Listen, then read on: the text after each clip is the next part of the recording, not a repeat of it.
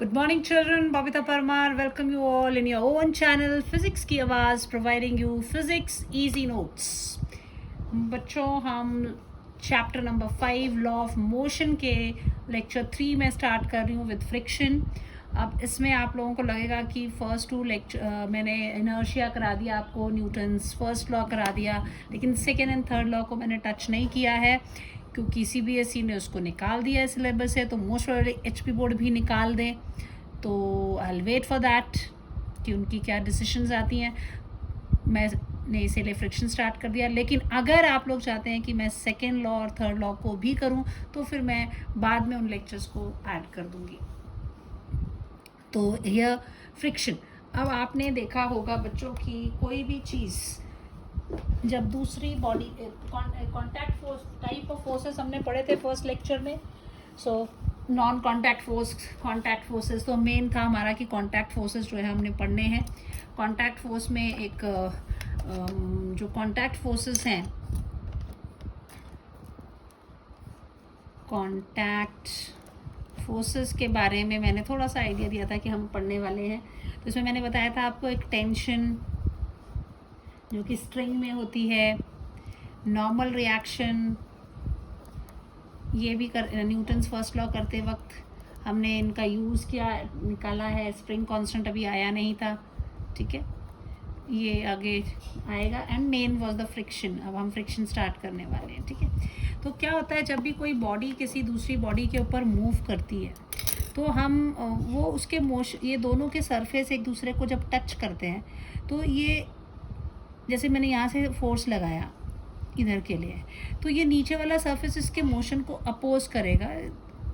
तो उस चीज़ को जो अपोजिशन है, मतलब कोई भी एक फोर्स जो कि इन दोनों के रिलेटिव मोशन को, दोनों के रिलेटिव मोशन को, या फिर जो टेंडेंसी है रिलेटिव मोशन की, क्योंकि ऐसा नहीं है कि मैंने पहले हल्का सा देखो धक्का दिया ना, ये नहीं हिली, फिर मैंने थोड़ा अपनी और थोड़ा सा और दिया, नहीं हिली, और दिया, नहीं हिली, फिर हिलने लगी. तो इसका मतलब ये जो जब ये चल रही है उस वक्त भी कोई चीज़ अपोज कर रही है, जब ये कोशिश करती है चलने की तब भी कोई चीज़ इसको अपोज करती है. तो वो जो चीज़ किसी एक बॉडी को दूसरी बॉडी के ऊपर मूव करने के लिए, दो बॉडीज़ के रिलेटिव मोशन को अपोज करती है, उस फोर्स को हम बोलते हैं फ्रिक्शनल फोर्स, ठीक है. तो इसमें आपने ये ध्यान रखना है, द फोर्स, फ्रिक्शन क्या है, the force which opposes the relative motion. कैसा मोशन है, relative motion और the tendency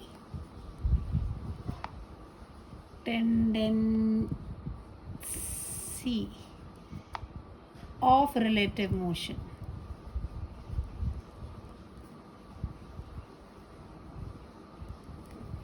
Between two bodies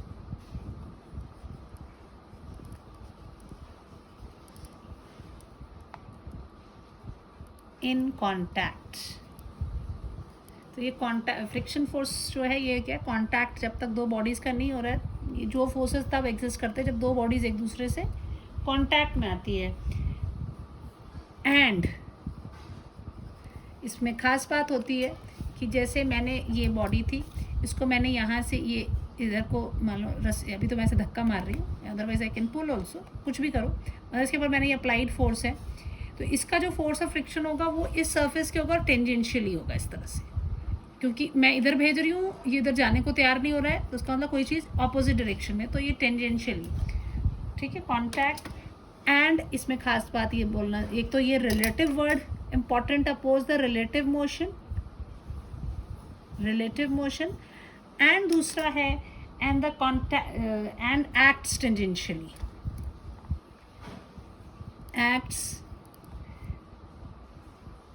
tangentially along the surface of contact.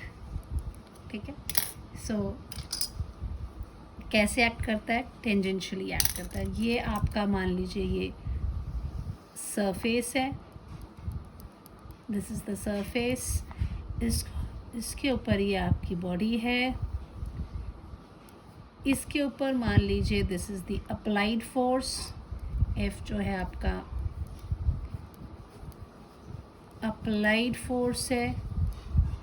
तो दिस अप्लाइड फोर्स इधर को है, तो फ्रिक्शनल फोर्स जो है इसके साथ टेंजेंशियल इधर को लगता है। This is the direction.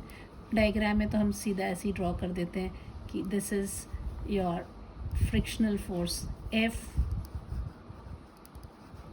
Frictional force को हम स्मॉल f से कर रहे हैं। एंड तो इट इज़ एक्टिंग टेंजेंशियली, ये this is the direction, tangent जो सरफेस इसका टच कर रहा है उसके अलॉन्ग जो है ये एक्ट करता है। ठीक है, अब इसमें जो सिंपल सी जो थियरी निकाली गई कि मान लीजिए अगर आप दो सर्फेसेस को देखते हैं, ऐसा तो चाहे आपको स्मूथ दिख रहे हों, लेकिन एक्चुअल में क्या होता है मैं इसको रफ में ही बता देती हूँ। थियरी क्या है इसको आप अपने आप ही लिख लेंगे, cause of friction. So irregularities जो हैं, अगर आप इसको पावरफुल माइक्रोस्कोप से देखें तो इस तरह की इरेगुलरिटीज़ सी दिखाई देती हैं। तो इनके बीच में ये इंटरलॉकिंग हो जाती है इरेगुलरिटीज़ के बीच में, और एक इनके हम्प्स के बीच of molecule press against each other और इंटरलॉक्ड, तो मूवमेंट में मुश्किल होती है, इसीलिए कहते हैं कि वो उनके मोशन को कोई चीज़ जो है वो रोक रही है। सो चलो इधर में हल्का सा कॉज अगर मैं ले लूँ कॉज, तो दो चीज़ें इसमें याद रखनी है कि दैट द सरफेसेस, या जो आप ये कह सकते हैं इंटरलॉकिंग ऑफ द सरफेसेस, या इससे ड्रॉ कर देते हैं when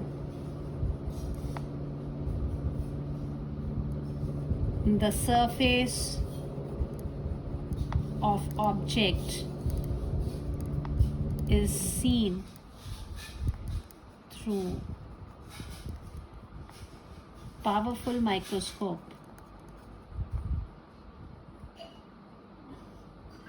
power microscope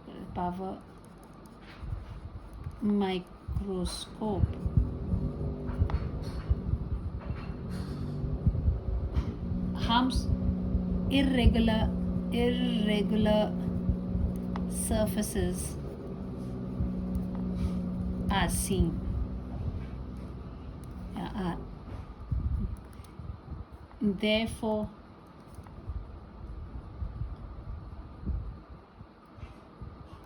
when two surfaces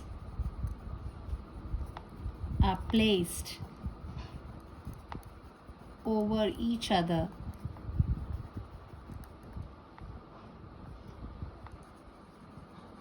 humps of molecule press against each other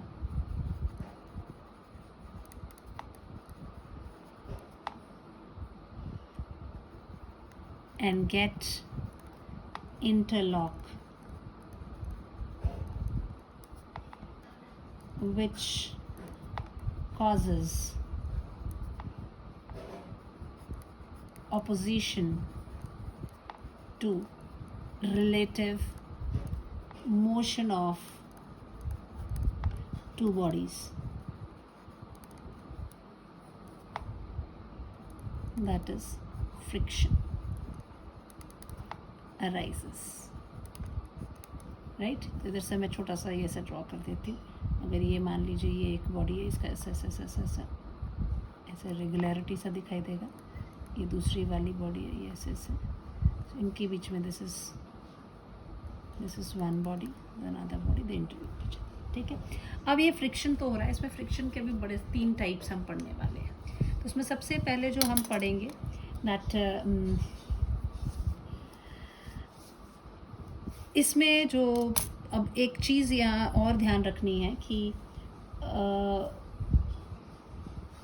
ये केवल इंटरलॉकिंग ही नहीं है, this also depends on the intermolecular forces पे भी डिपेंड करती है। ठीक है, तो एक पॉइंट और याद रख लेना इसमें, दैट फ्रिक्शन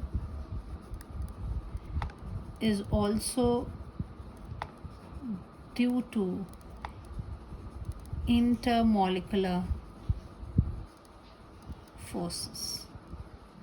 एक क्योंकि अलग अलग टाइप के मटेरियल्स हैं तो दो तरह के फोर्सेस हैं. एक जैसे इसके मॉलिक्यूल्स एंड इसके molecules there will be a force of attraction between them. तो एडहेसिव एक होता है कोहेसिव फोर्स, एक होता है एडहेसिव फोर्स. ठीक है, ये cohesive force means same type of molecules में, सेम टाइप ऑफ मॉलिक्यूल्स. ठीक है, और ये डिफरेंट टाइप ऑफ मॉलिक्यूल्स में होता है, डिफरेंट टाइप ऑफ मॉलिक्यूल्स. तो ये एक और थे, ये भी कहता है कि फ्रिक्शनल फोर्स केवल लॉकिंग के कारण ही है. सब फोर्स बिटवीन द मॉलिक्यूल, इसके मॉलिक्यूल और इसके मॉलिक्यूल के बीच में भी कोई फोर्स जो है वो एग्जिस्ट करता है. तो दैट फोर्स के कारण होता है. तो एडहेसिव प्रेशर को देखा जाता है. Adhesive pressure which is adhesive pressure क्या पड़ता है दोनों के मॉलिक्यूल्स के ऊपर जहाँ वो कॉन्टैक्ट में होते हैं. सो एडहेसिव प्रेशर कहता है this is equal to adhesive force per unit area. हम लॉ पढ़ेंगे उसमें भी मैं बताऊंगी कि एरिया पे वो क्यों नहीं डिपेंड कर रहा है. बिकॉज जिस रेशो में एरिया बढ़ता है, क्योंकि जितना ज़्यादा एरिया हो जाता है तो जो मॉलिक्यूल्स उनका कॉन्टैक्ट भी ज़्यादा बढ़ जाता है, तो एडहेसिव फोर्स बढ़ जाता है, लेकिन उसी रेशो में एरिया भी बढ़ जाता है. तो adhesive pressures remains the same. So this which is responsible for this friction. Okay, इसमें एक और चीज़ आपने ध्यान रखनी है जो हमने पहले भी पढ़ी थी. दैट इज़ जब भी हम कोई डायग्राम बनाते हैं इस तरह के forces acting on a body, first law में भी मैंने आपको बताया था. बच्चे हमेशा याद रखना, अगर ये एक बॉडी है, ठीक है, और इसके ऊपर वेरियस फोर्सेस एक्ट कर रहे हैं. मान लीजिए ये हमारा अप्लाइड फोर्स इस तरफ हो गया, फ्रिक्शनल फोर्स इस तरफ हो गया, तो इसका वेट जो है वो हमेशा नीचे की तरफ को एक्ट करता है टुवर्ड्स द अर्थ, और इसके ऑपोजिट जा रहा है द नॉर्मल रिएक्शन.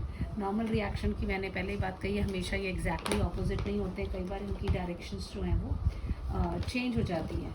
दूसरी चीज़ हमने इसमें, मैंने तुम्हें और एक बात बताई थी, that was free body diagram भी हम पढ़ चुके हैं इसमें, कि we have those free body diagrams हमने ड्रॉ किए थे. तो हमेशा एक पॉइंट लेके हम उसको ड्रॉ कर लेते थे ताकि हम इक्वेशन सॉल्व कर सकें. ये मेन चीज़ है जो हम यहाँ पर भी यूज़ करेंगे. अब प्लेन कई बार हॉरिजॉन्टल हो सकता है, कई बार इंक्लाइन प्लेन हो सकता है, तो ये चीज़ याद रखनी है आपने. ठीक है, okay. Now come the type of friction. सबसे पहले हम पढ़ेंगे स्टैटिक फ्रिक्शन. ठीक है, स्टैटिक फ्रिक्शन. ये कौन सी फ्रिक्शन है? ये वो वाली फ्रिक्शन है जब आप किसी बॉडी को, ये रखिए आपकी बॉडी, और मैं यहाँ से इसको खींचती हूँ. ठीक है, अभी फ़िलहाल मैं कह रही हूँ धक्का दे रही हूँ, ये दिस इज़ व्हाट, ऐसे मैंने धक्का दिया इसको, तो ये एकदम से मेरे धक्का देते ही तो नहीं चलती है. अब ये छोटा, ये देखते इसका, देखो इसमें भी, अब इसके ऊपर मैंने इसको धक्का दिया, यहाँ से ऐसे किया, एकदम से नहीं चलेगा. थोड़ी देर और बढ़ाऊँगी फोर्स, और बढ़ाऊँगी फोर्स, और बढ़ाऊँगी, फिर ये चलता है. तो जब हम इसको किसी बॉडी को एक बार धक्का दे रहे हैं यहाँ से, तो वो बॉडी जो है नहीं हिलती है, continue to be at rest. फिर हम थोड़ा सा और फोर्स लगाते, फिर भी वो कहती नहीं मैंने नहीं जाना, फिर और फोर्स, फिर और कहती मैंने नहीं जाना. तो जब तक वो नहीं जाती है तब तक जो फ्रिक्शनल फोर्स आता है उसको बोलते हैं स्टैटिक फ्रिक्शन. ठीक है, और ये हमेशा क्या करती है, काउंटर बैलेंस कर लेती है अप्लाइड फोर्स को. मतलब यहाँ से आप खींची जा रहे हो अप्लाइड फोर्स को, यहाँ से खींच रहे हो आप इस तरह से, लेकिन ये इधर को आ ही नहीं रही है बॉडी. तो इसका मतलब यह जो फ्रिक्शनल फोर्स यहाँ लग रहा है, जो इसको काउंटर बैलेंस कर रहा है अप्लाइड फोर्स को ड्यूरिंग ये स्टेशनरी स्टेट पे, उसको हम कहते हैं स्टैटिक फ्रिक्शन. ठीक है, तो ये क्या हो जाएगा, the force of friction which exactly counterbalance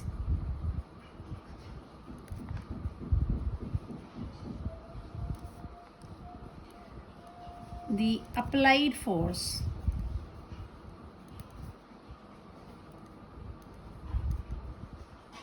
during the stationary state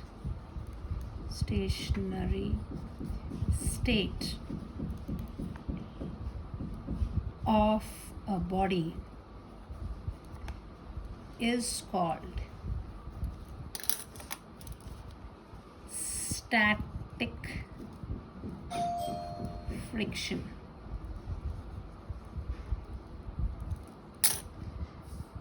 This is stationary, so state of the body which is called as a static frictional force, and it is given, ये इसका जो symbol है ये याद रखेंगे आप, small f, इसके नीचे s लगा देते हैं, ठीक है. This is static friction. So this is the body. ये वाली friction कब काम आ रही है? जब body कैसी है? You have to be very careful. This is the diagram. This is the direction of applied force. This is the direction of static friction. This time the body is at rest.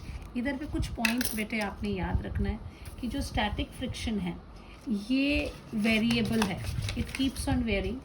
So it's called as an adjusting, self-adjusting force. So इसमें जो बात आपको याद रखनी है that is static friction जो है इसकी minimum value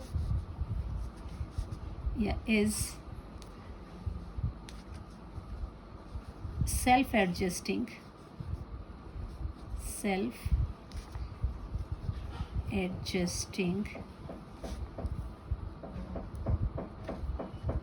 that's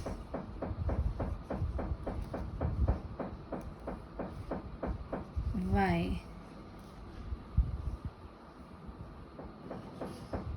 it adjusts, या it counterbalance कह सकते हैं, it counterbalance the applied force. तो इसमें जो Fs की वैल्यू है, Fs जो है इट इज़ कहाँ से कहाँ तक इसकी रेंज है. इफ़ आई से मिनिमम वैल्यू और इसकी मैक्सिमम वैल्यू, इसकी मिनिमम वैल्यू जो है दैट इज़ 0 और मैक्सिमम वैल्यू इसकी जो होती है दैट इज़ Fs मैक्सिमम. इसको दूसरा नाम देते हैं हम F लिमिटेड. आगे बताती हूँ लिमिटेड क्या, हम जब लिमिटेड की डेफिनेशन में लिखाऊंगी. This is F limited is a maximum static friction. इसके वर्ज पे होता है मोशन के, जैसे पहले थोड़ा सा हिलाया नहीं हिला, थोड़ा सा हिलाया नहीं हिला, थोड़ा सा फोर्स लगाया नहीं हिला, फिर एकदम से हल्का सा ही बढ़ाया और वो अब लगा कि स्टार्ट होने वाला है मोशन, वो जो है that is the limited friction. ठीक है. सो लिमिटिंग फोर्स ऑफ फ्रिक्शन जो होगा that is it is also static friction and the maximum value of static friction है ये लिमिटिंग फ्रिक्शन. और ये कब प्ले होता है when the body is just at the verge of. So आपको ये पता होना चाहिए. तो स्टैटिक फ्रिक्शन की ये this is not constant. Fs is not constant, it keep changing. Fs keeps changing between 0 to Fs maximum. ये कांस्टेंट नहीं, it's not constant. Keep changing means not constant. ये ध्यान रखना है आपको. न्यूमेरिकल्स में यही पता नहीं चलता कि कौन से फ्रिक्शन की बात हो रही है, वो आपको थोड़ा देख के समझना पड़ेगा. जब न्यूमेरिकल करेंगे आपको कॉन्सेप्ट क्लियर हो जाएगा. अब आते हैं, दिस वाज ए पार्ट. हमने एक टाइप की स्टैटिक फ्रिक्शन कर ली. अब बी लिखते हैं. वो मैंने आपको क्या बताई, लिमिटिंग फोर्स ऑफ फ्रिक्शन. इसका सिंबल बच्चे अभी पहले पिछली डेफिनेशन में बता दिया था. Fs के ऊपर चाहे से मैक्सिमम लिख दीजिए या फिर छोटे f के नीचे limited. So this is the symbol for it. So the maximum define कैसे करेंगे? The maximum value of static friction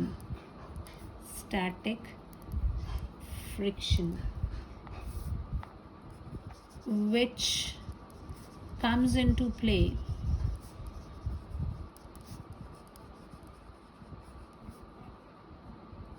when a body is just going to start sliding over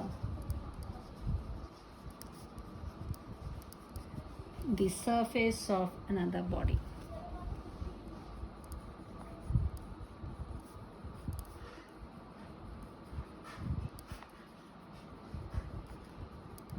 Is called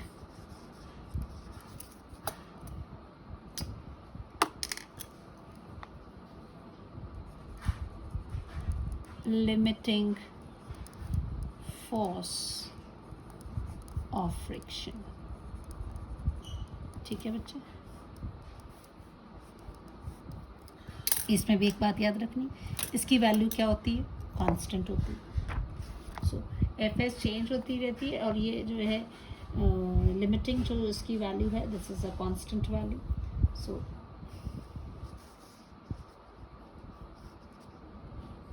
Fs maximum, or which you call it as F limit,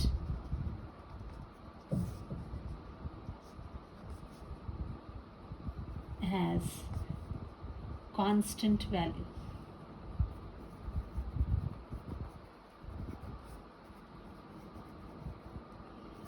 ठीक है.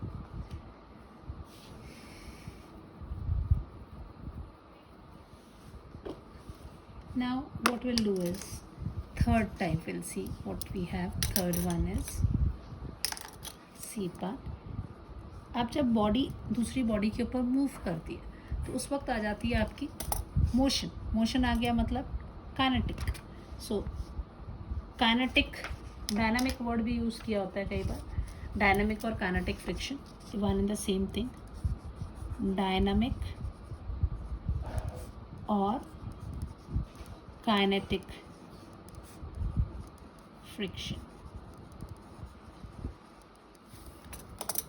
इसके लिए symbol जो है वही छोटा f लेंगे, इसके नीचे k लिख देंगे. ठीक है. ये जो फोर्स ऑफ फ्रिक्शन है तो तब आता है अकाउंट में जब ये it is body is in motion. So the force of friction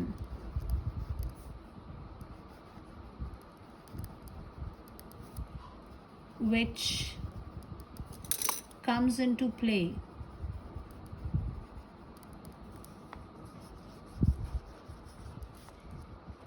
when one body moves over the surface of the other body, move over the surface of another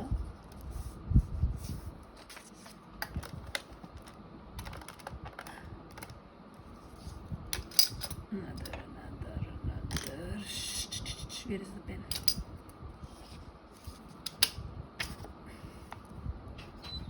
Body.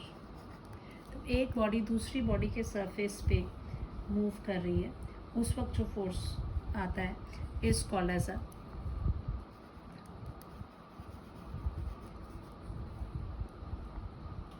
Force of kinetic friction. F के हम उसको बोलते हैं. ये जो F के की जो वैल्यू है, this is also constant and it does not change. इसमें जो आपको बात याद रखने वाली है, जैसे हर एक में ये चीज़, इसकी ये बात याद रखी थी. उसमें स्टैटिक में हमने कहा था उसकी वैल्यू 0 से धीरे धीरे बढ़ती जाती है, एफएस मैक्सिमम तक जाती है. एफएस मैक्सिमम की तो कांस्टेंट वैल्यू है. जो एफएस है इसकी जो एफ के है एफ के की जो एफ के इज़ कॉन्स्टेंट, वो वेरी नहीं करता है, ये कांस्टेंट होता है। और ये डू नॉट चेंज होगा, ऐसा नहीं कि वेलोसिटी तेज़ है तो इसकी वैल्यू चेंज होगी। एफ इज़ कांस्टेंट, एक बार मोशन में आ गया बॉडी, जो फ्रिक्शन है वही रहने वाला है। एफ के is constant and it's value do not change with speed. Speed के साथ इसका कोई चेंज होने की वो नहीं है, एक बार जो है वो है। दिस इज़ व्हाट वी है। सो जबकि अब इसमें काइनेटिक फ्रिक्शन में दो तरह के और आ जाते हैं, that is a sliding friction and a rolling friction. इसमें भी दो टाइप बता देती हूँ मैं। सो दिस इज़ एक आपका इसमें टाइप्स में आप दो चीज़ें पढ़ेंगे, ज़्यादा इसमें डिटेल में जाने की ज़रूरत नहीं है। Slightly you should have an idea. One is sliding friction,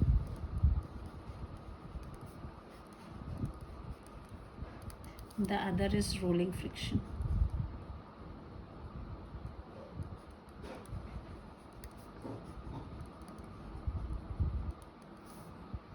ठीक है, here the bodies, ये इसमें क्या बोलेंगे, स्लाइड हो रही हैं, the bodies are sliding over one another। और इसमें क्या हो जाएगा, body, the force of friction comes and the one body roll over the one body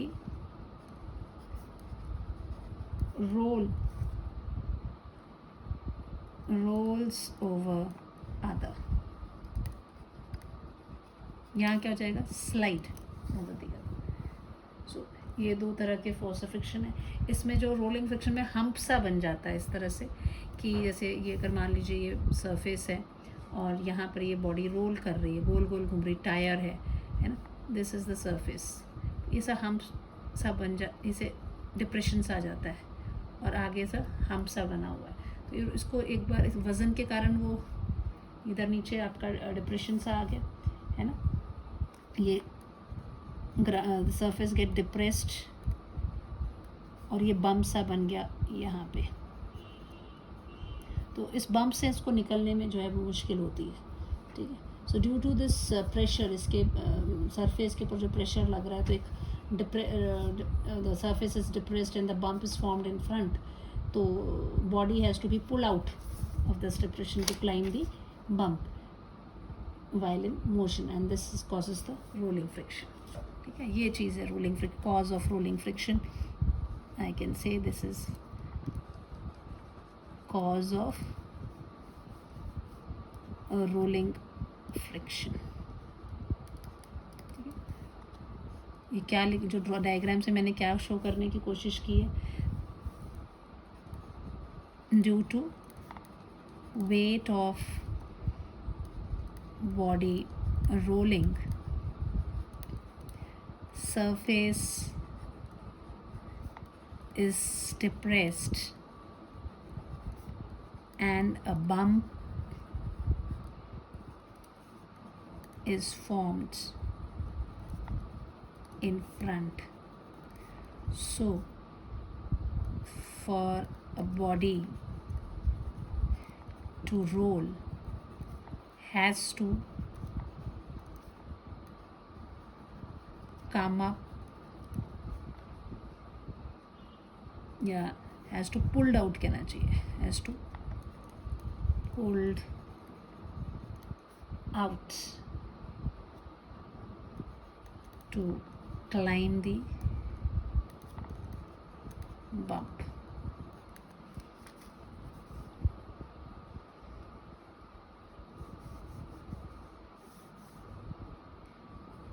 And this cause rolling friction। ठीक है, okay, this is the basic idea given you. थोड़ा सा अब हम लॉज ऑफ फ्रिक्शंस देख लेते हैं, फिर इसके बाद कुछ न्यूमेरिकल्स करेंगे इसके ऊपर। सो लॉज ऑफ फ्रिक्शन, इसकी वेरिफिकेशन नहीं मैं करवाऊंगी अभी, देखती हूँ, फिर गो फॉर द नेक्स्ट उसमें करेंगे। Laws of friction, laws of friction, जब इसमें हम फोर्स ऑफ फ्रिक्शन की बात करते हैं लॉज ऑफ फ्रिक्शन में, तो कई बार एग्जाम में सीधा क्वेश्चन देते हैं कि state the laws of friction, कभी कभी ये हो जाता है स्टेट एंड वेरीफाई, तो वेरिफिकेशन भी देनी पड़ेगी आपको कि कैसे ये हो रहा है। तो हम यहाँ जब भी बात करेंगे will be talking about the limiting friction, that is a maximum static friction जो उसमें एक्ट करती है, उसके बारे में बात की जाती है। तो इसका पहला लॉ ये कहता है कि उसकी जो डायरेक्शन है फोर्स ऑफ लिमिटिंग फ्रिक्शन की, वो हमेशा क्या है, opposite to the applied force. So first law is the direction of the force of limiting friction is always opposite to the direction of motion of a body. The direction of force of limiting friction is always opposite to the direction of motion of the body, direction of motion of the body, direction of motion of the body, or direction of motion और tendency of motion, वहाँ ही लिख सकती थी, tendency of motion of the body, जहाँ जिस तरफ। So this is what we have.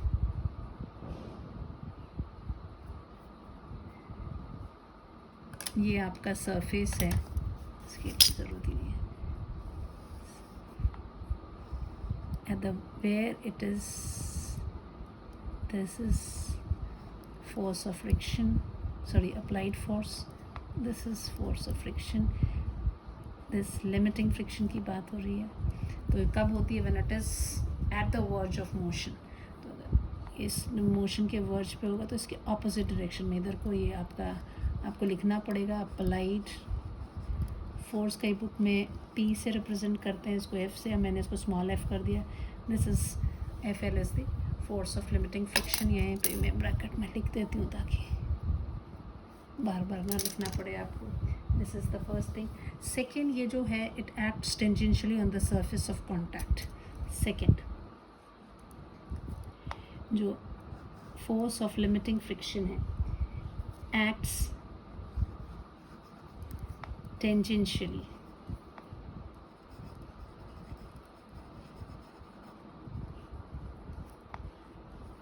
along the surface of contact of two bodies. So this is one body, this is another body. मान लीजिए you are pulling this, the force is applied like this on this tangentially, this direction is the frictional force, so tangentially it's acting here. Third law ये कहता है कि जो magnitude है force of limiting friction का, वो normal reaction के directly proportional है। The third law, the magnitudes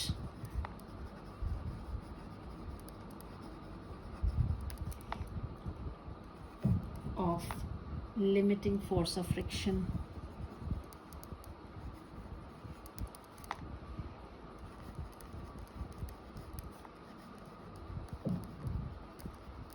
is directly proportional to the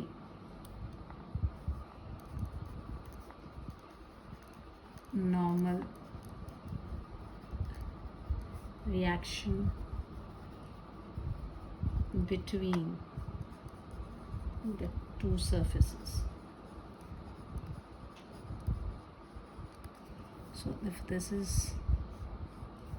the body, this is the surface, this is the applied force, this is the frictional force, this is normal reaction, this is the weight of the body. So according to this law, this FL is directly proportional to normal reaction, and which is further can be written as FL is equal to static coefficient of static friction R mu S. This is coefficient of static friction. This formula I have to remember. FL is equal to mu S into R. ठीक है.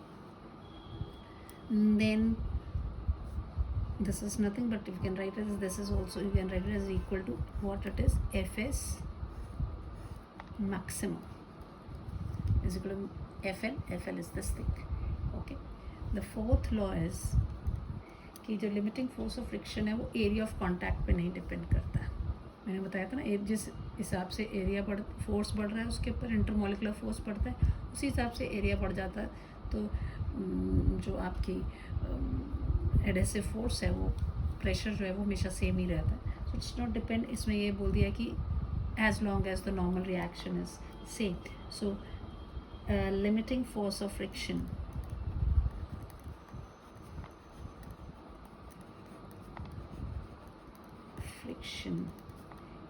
is independent of area of contact of two bodies as long as the normal reaction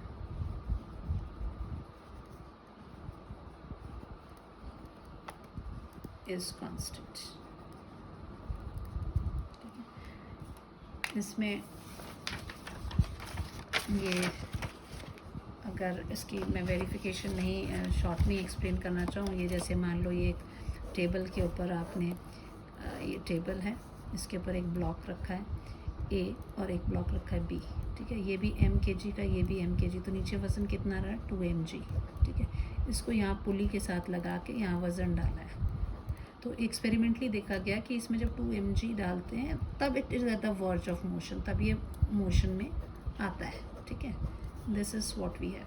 लेकिन अगर इन्हीं blocks को मैं इस तरह से रख दूँ कि एक इधर रख दिया और एक इधर रख दिया, ये A हो गया, ये B हो गया, तो इधर normal reaction R is equal to how much, 2mg. यहाँ पर क्या है, इसका mg नीचे की तरफ को है, इसका नीचे mg, तो ऊपर कितना आ रहा है, that is also 2mg. R is equal to this. ना अब इसमें अगर पुली लगा के खींचते हैं तो इसमें एक्सपेरिमेंटली देखा गया कि यहाँ पर भी जब 2mg डालते हैं तो ये जाता है. एरिया ऑफ कॉन्टैक्ट जो है वो उसको नहीं चेंज कर रहा है, नॉर्मल रिएक्शन पर डिपेंड करता है, वो depends on it only. So this way we can verify this fourth law. जैसे इसमें पहला लॉ है, इसमें मैं सारी चीज़ें अगर आपको बताना चाहूँ शॉर्ट में भी बता देती हूँ. पता नहीं दिस क्वेश्चन अगर मैं बाद में तो कराऊंगी दोबारा से भी, बट यार I'll give an idea. पहला कहते हैं ये डायरेक्शन ऑपोजिट है. इसका मतलब ये टेबल लेते हैं हम. ठीक है, इस टेबल के ऊपर हमने क्या किया है, एक ब्लॉक लिया है, उसको हमने ऐसे धागे से बांधा, इधर एक पुली ली वेटलेस फ्रिक्शनलेस, और इसके नीचे एक पैन लगा दिया. ठीक है, ये एक्सपेरिमेंट किया.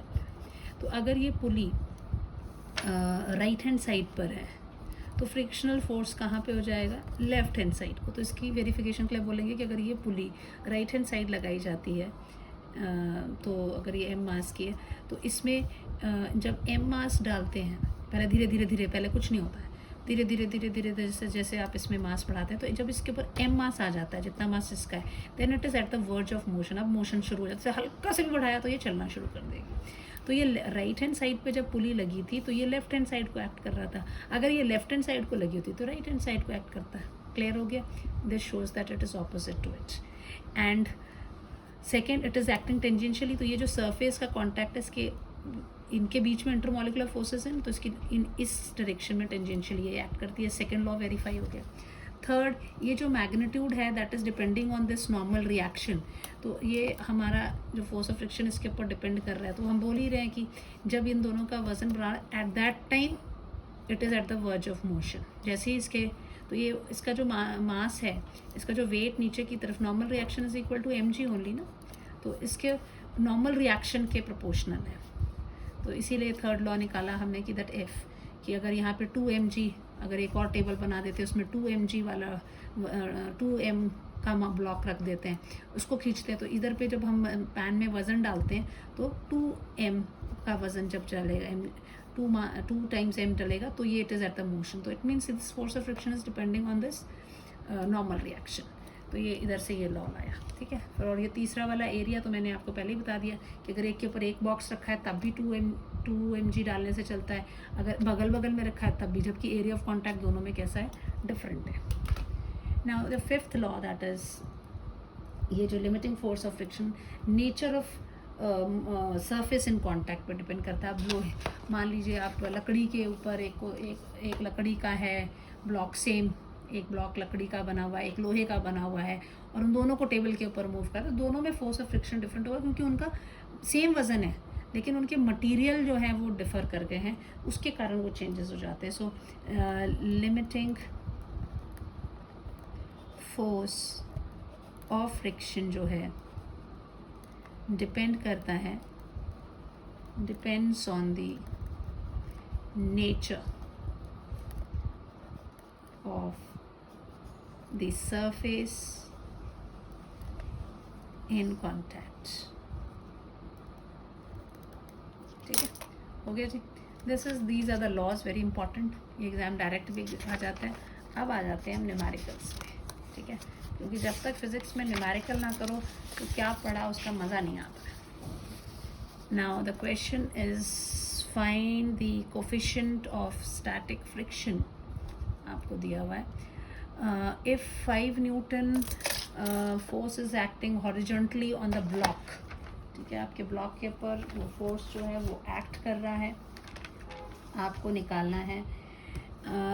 अब हम ब्लॉक बना लेते हैं। What is the coefficient of static friction, आपसे म्यू एस पूछा है, this they have asked you. अब क्या दिया हुआ है, if 5 Newton force act tangentially on the block, ये आपका ब्लॉक बना लेते हैं, दिस इज़ अ ब्लॉक, इस पे 4 न्यूटन का फोर्स एक्ट कर रहा है हॉरिजॉन्टल डायरेक्शन में।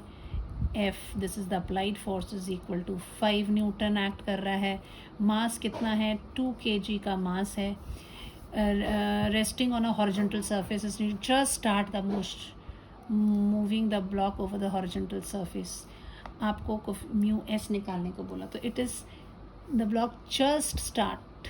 तो जस्ट स्टार्ट की बात आई है तो हम किसकी बात करेंगे, F S maximum, that is a limiting force of friction की बात हो रही है। सो हमें मालूम है body is at rest, resting इस पोजिशन पर है। तो अब यहाँ पर हम एफ एस मैक्सिमम जो है that will be equal to, move करना शुरू नहीं हुआ है वो, तो it is always adjusting it ना, तो ये जितना ये होगा, they are saying this F S maximum, तो ये किसके साथ, F static force of friction किसके साथ बैलेंस करता है, द अप्लाइड फोर्स के बाद। ऐसा नहीं है, this is the applied force, लेकिन which is equal to this F S maximum हो जाएगा। So here M is given equals to 2 kg आपको दिया हुआ है, और F S, you will say that Fs is self, या Fs maximum कह दो, is a maximum force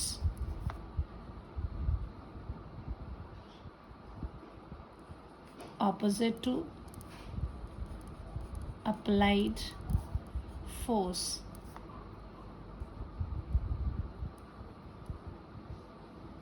when body is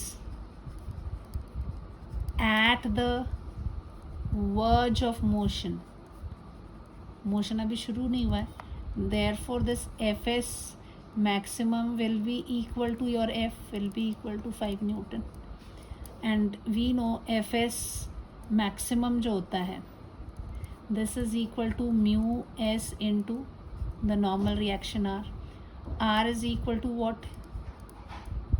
m into g. G is also given.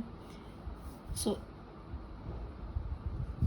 fs maximum, here आपको पूछा इन्होंने म्यू एस निकालने के लिए, तो this will B fs maximum divided by mg. बस सब कुछ दिया हुआ है. कितना है? 5 Newton divided by 2 into 10. So this is equal to 5 ones are 5 twos are 1/4. So it is 0.25. अच्छा, जहाँ पे हमने ये किया था, I tell you that laws कहाँ गए, हम इसके बारे में पढ़ रहे हैं. दिस ये कोफिशिएंट ऑफ, अभी स्पेसिफिकली मैंने डिफाइन आउट नहीं किया आपको, आगे मैं कोफिशिएंट ऑफ स्टैटिक फ्रिक्शन और ये सारी चीज़ें भी डिफाइन आउट कर देनी चाहिए थी मुझे इस न्यूमेरिकल्स को लेने से पहले. 1 minute, let me go for that coefficient, otherwise तुम्हें लगेगा मैडम यूनिट्स कहाँ से ला रही हैं. एक चीज़, let me, one part is missing, that is coefficient of static friction.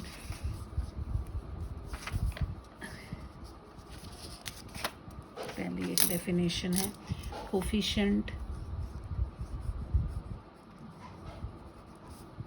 Of static friction. ये चीज़ छूट गई थी, I am sorry.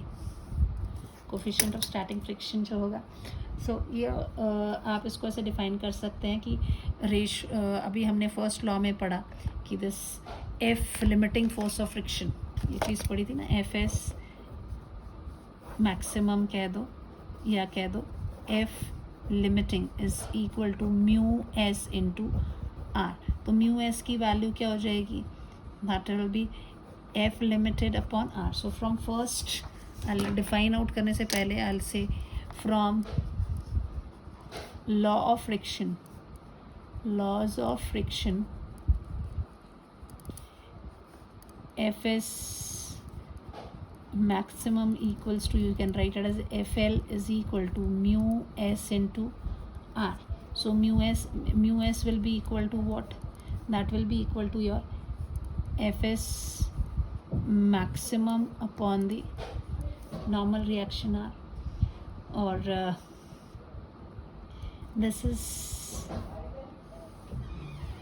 coefficient of static friction, mu s जो है यहाँ पे. तो आप ये लिख सकते हैं कि the ratio of the magnitude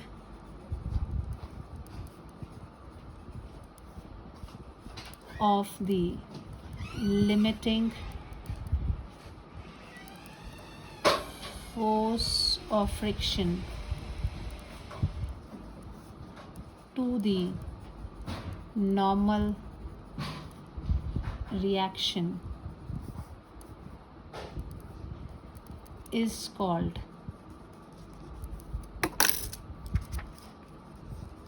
coefficient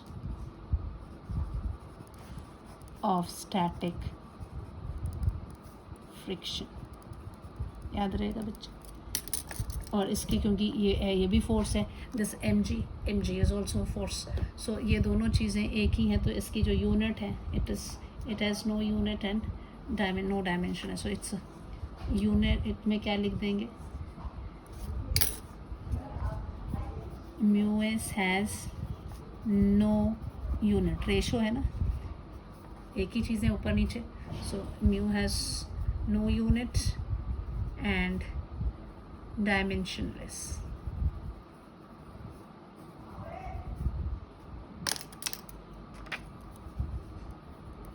M0, L0, T0.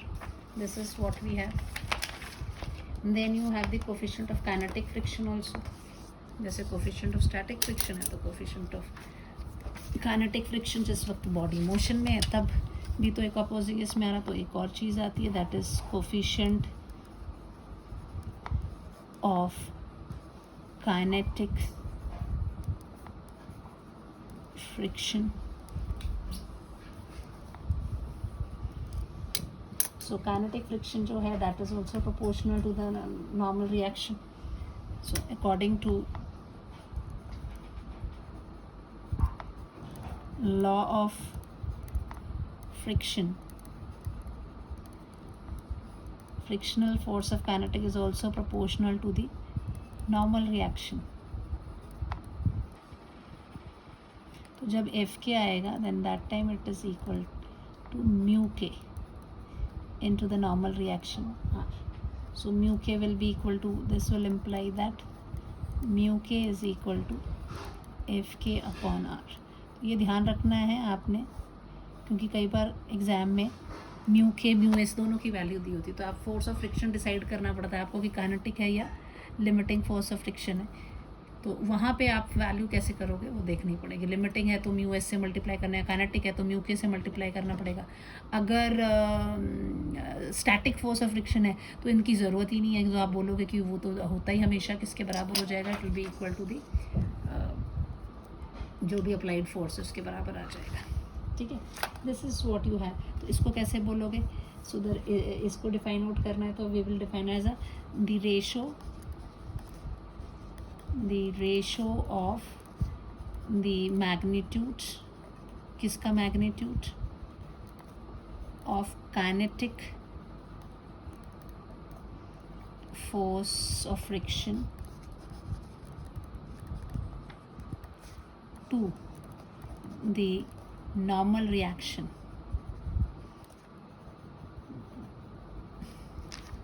is called coefficient of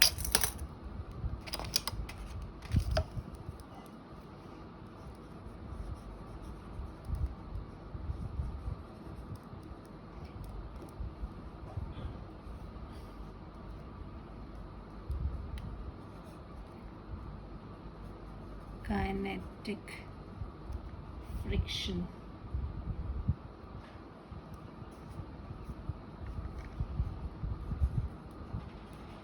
और ये नॉर्मल, जो नॉर्मल रिएक्शन है वो किसके बीच में, it's a normal reaction between two surfaces. Normal reaction between two surfaces is called coefficient of static. Normal reaction उसमें kinetic force of friction, आप ratio तो ले रहे kinetic force of friction to the normal reaction between two surface in contact. ये भी unitless है, dimensionless है. सो unitless and dimension less. ठीक है, अब आते हैं न्यूमेरिकल्स पे, अब आपको क्लियर होगा. सो कहाँ गए न्यूमेरिकल्स हमारे,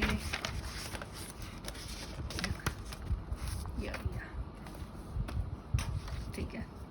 अब नेक्स्ट क्वेश्चन आपको दिया हुआ है, ये बॉडी है सरफेस पे रखी है, 40 न्यूटन आप फोर्स अप्लाई कर रहे हैं. Static coefficient of static friction भी दिया है, इसका ये भी दिया हुआ है, kinetic coefficient of kinetic friction भी दिया हुआ है. Find the force of friction and acceleration if present. अच्छा, न्यूटन सेकेंड लॉ हमने का आइडिया थोड़ा सा ध्यान अभी सीखना है, पढ़ा हुआ का आपने, that force is equal to mass into acceleration. Detail में नहीं, but I am just telling you this is the net force.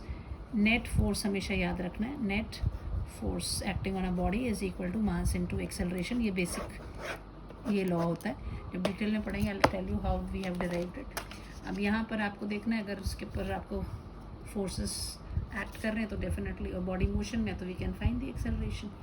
अब यहाँ जो क्वेश्चन आपको दिया हुआ है, दे हैव गिवन यू, अब इतनी सारी चीज़ें दे दी हैं. अब आपसे पूछ रहे हैं फोर्स ऑफ फ्रिक्शन, नाम भी नहीं दिया कौन सा फोर्स ऑफ फ्रिक्शन है. पहले तो हमें ये भी देखना, जब आपको ये ऐसे नहीं देते हैं फोर्स ऑफ फ्रिक्शन, तो आप ये देखो कि कौन सा फोर्स ऑफ फ्रिक्शन लग रहा है. तो वो चीज़ निकालने के लिए सबसे पहली बात आपके दिमाग में होनी चाहिए कि अगर, ये कॉन्सेप्ट याद रखना है कि if applied force is greater than force of friction, force कौन सा वाला, maximum force of static friction, then body moves. ये एक कॉन्सेप्ट गार्ड बांध के रखिए। जब भी applied force, maximum force of static friction, यानी कि आपका जो एफ है वो ग्रेटर देन आ जाता है आपके अगर लिमिटिंग फोर्स ऑफ फ्रिक्शन के, अगर ये चीज़ आती है तब बॉडी मूव करेगी। तो आपने इस क्वेश्चन में भी वही निकालना है। सो आप कैसे निकालोगे? अब ये फ्री बॉडी डायग्राम बनाते हैं। दिस इज़ 10 kg का वज़न है, ये नीचे की तरफ को एक्ट कर रहा है, दैट इज़ 10 g नीचे को एक्ट कर रहा है, ऊपर this is the normal reaction इसका, है ना। इधर को आपका F is equal to 40 newton है, इधर को आपका एक्ट करेगा दिस FL। सो FL की वैल्यू कितनी होनी है? FL जो है this FL is equal to कितना होता है? अभी हमने फॉर्मूला पढ़ा that FL is equal to mu S into R। तो this will be equal to how much? Mu S कितना दिया हुआ इन्होंने? 0.6। आई राइट 0.6 इंटू आर क्या होता है? mg, है ना। R is equal to mg। So this is equal to 0.6 into 10 into 10 कितना हो गया? This is 60 newton. 60 newton force इस तरफ को एक्ट कर रहा है। तो अगर ये फोर्स बड़ा ही नहीं है, तो this capital F is less than this your what is it? FL, therefore body is at rest। तो FL इज इक्वल टू 60 का मतलब है कि FL की जो maximum, FL is what? Static friction की मैक्सिमम वैल्यू, वो क्या होगी? 60 न्यूटन। इधर पहुंचने पर वो it is eight the verge of motion, लेकिन क्योंकि ये इससे कम है, FL ज़्यादा और ये 60 न्यूटन, और ये कितना अप्लाइड फोर्स कितना है? 40 न्यूटन, यानी बॉडी इज एट रेस्ट। तो कौन सा force of friction? So in this case force of friction जो है is static force of friction. कौन है फोर्स ऑफ फ्रिक्शन? कौन सा वाला है? स्टैटिक। तो क्या वो 60 न्यूटन होगा? नो। 60 न्यूटन कौन है? Limiting friction, that is a maximum value of static friction. So static friction तो कैसा होता है? वो 0 से लेकर मैक्सिमम वैल्यू कितनी तक आता है? 60, यानी वो 0 से लेकर 60 न्यूटन तक अपने आप को बैलेंस करेगा। तो इस पर्टिकुलर स्टेज पे उसकी वैल्यू कितनी होगी? क्योंकि वो हिल तो रहा नहीं है, तो that will be equal to 40 newton. So static friction whose value varies from 0 to Fs maximum,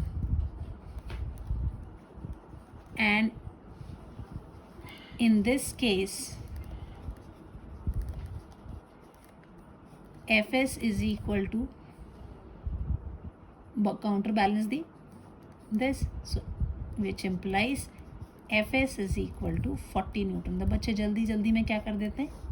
फटाफट ये 60 न्यूटन आया, लिख दिया 60 न्यूटन। ठीक है, यहाँ तो डायरेक्ट क्वेश्चन था, तब यहाँ पे तो थोड़ा घुमाया हुआ है क्वेश्चन। तो क्वेश्चन को ध्यान से पढ़ना है कि कौन सा फोर्स ऑफ फ्रिक्शन है।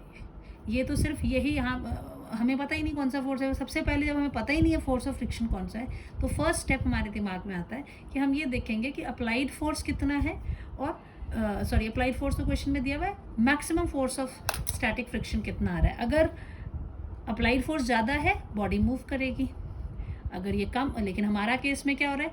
द अप्लाइड फोर्स इससे कम आ रहा है, इसलिए बॉडी कैसी है? रेस्ट पे। और जब बॉडी रेस्ट पे होती है तो फोर्स ऑफ फ्रिक्शन कौन सा होता है? स्टैटिक। लिमिटिंग तो होता नहीं है। फिर स्टैटिक कौन होगा? स्टैटिक उस वक्त जितना, वो तो उसकी तो नेचर ही है 0 से लेके मैक्सिमम वैल्यू तक जाने की, और वो हमेशा काउंटर बैलेंस किसको करता है? अप्लाइड फोर्स को। तो 40 न्यूटन है, इट्स 40 न्यूटन। क्लियर?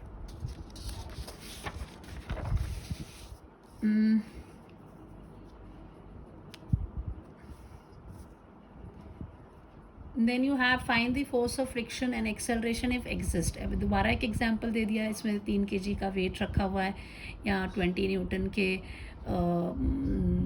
का फोर्स हम लगा रहे हैं, इसमें भी म्यू एस दे दिया, म्यू के उठा के दे दिया है। तो ये यहाँ पर देखना है कि यहाँ बॉडी इस वाले केस में क्या होता है। ठीक है, so if you see here force is acting here. अब आपको फिर से आप सीधा ही डायरेक्ट लिखोगे that applied force is equal to how much, capital F is equal to 20 newton. आप क्या निकालोगे, you will find out always FS maximum. ठीक है, जब कुछ नहीं दिया होता है, फोर्स ऑफ फ्रिक्शन की बात नहीं करते हैं, तो हमेशा क्या निकालेंगे, FS मैक्सिमम। सो FS मैक्सिमम क्या होता है, दैट इज F लिमिट। ठीक है, which is equal to mu s into the normal reaction, which is equal to mu s into mg. Now this will be equal to how much, कितना दिया static का 0.4, मास कितना है 3 kg, g की value हम 10 ले लेते हैं, कितना हो गया 4 3 1.2 into 10, 12 Newton. Now F S maximum is less than the applied force, therefore body moves। Body क्या करेगी यहाँ पे, इस केस में मूव करेगी। सो अगर बॉडी मूव कर रही है तो therefore फोर्स ऑफ फ्रिक्शन कौन सा होगा, फोर्स ऑफ फ्रिक्शन जो होगा is equal to kinetic force of friction F होगा, है ना। So here you have to see the body is in motion, therefore force of friction is F and आप यहाँ पे FS मैक्सिमम नहीं लिखोगे, आप 12 न्यूटन फोर्स ऑफ फ्रिक्शन हो गया, आप ये F लिखोगे। So F will be equal, and F क्या होता है, F is equal to mu k into R। सो अब म्यू के की वैल्यू उन्होंने दी है, that is 0.2, normal reaction that is 3 into G, so it is 0.2 into 3 into 10, कितना हो गया ये 0.6 इंटू 6 न्यूटन। तो ये फोर्स एक्ट कर रहा है कौन, ये, यानी कि ये आपकी बॉडी है, इस तरफ को आप 20 न्यूटन का फोर्स लगा रहे हो, इस तरफ कौन है, F is equal to 6 newton. ठीक है, ऊपर को आपका नॉर्मल रिएक्शन है, नीचे आपका mg है ना, that is equal to you can say 3g है, 3 किलो का था वो नीचे की तरफ को है। अब आपसे पूछा, जब मोशन में है तो बॉडी कहाँ को मूव कर रही है, this is the body, it's moving in this direction, motion यहीं को हो रहा है। अब ये फोर्स ज़्यादा है तो इधर ही होगा, तो मास इनटू एक्सेलरेशन इधर को ही होगा। So now Newton second law, net force is equal to mass into acceleration. Net force कितना है, 20 न्यूटन इधर लग रहा है, 6 न्यूटन यहाँ। गड़बड़ बच्चे क्या करते हैं, ये 12 न्यूटन को उठा लेते हैं। तो यहाँ ये मोशन में है, body moves, therefore force of friction is kinetic friction, it's not this one. अगर वो रेस्ट पे होती तो तब भी ये नहीं है, तब कौन है, that is a static friction. ये लिमिटिंग फ्रिक्शन नहीं आता, ये तो सिर्फ चेक करने के लिए कि whether body is at rest और इट इज़ इन मोशन। तो नेट फोर्स कितना हो गया बच्चे, that will be 20 minus 6 is equal to mass कितना है 3 और एक्सेलरेशन आपको निकालना है। तो 20 minus 6 14 upon 3 is equal to a। So acceleration will be equal to how much, 3 4s are 12 point 3 4s are 12 13 14 26 4.66 metre पर second square, this will be the acceleration. ठीक है, अच्छा अब ये अभी मेरा टाइम हो चुका है 1 घंटा। कुछ न्यूमेरिकल्स अभी मैंने काफ़ी लिखे हुए थे, वो मैं नेक्स्ट लेक्चर में कवर करूँगी। अगर बाई चांस कभी मेरे वीडियोस बहुत लंबे हो जाते हैं तो इट मीन्स आप उसको 2 ब्रेक्स में देख सकते हैं। हाफ वीडियो देखो, हाफ नोट कंप्लीट करो, व्हाट्सएप ग्रुप पर डाल दो, एंड देन बाद में आप उसको नेक्स्ट डे देख सकते हैं, half of it. But anyway I am stopping here, go through the topic which I have taught you. कल हम बचे हुए न्यूमेरिकल्स और आगे का टॉपिक करेंगे। Till then thank you, have a nice day.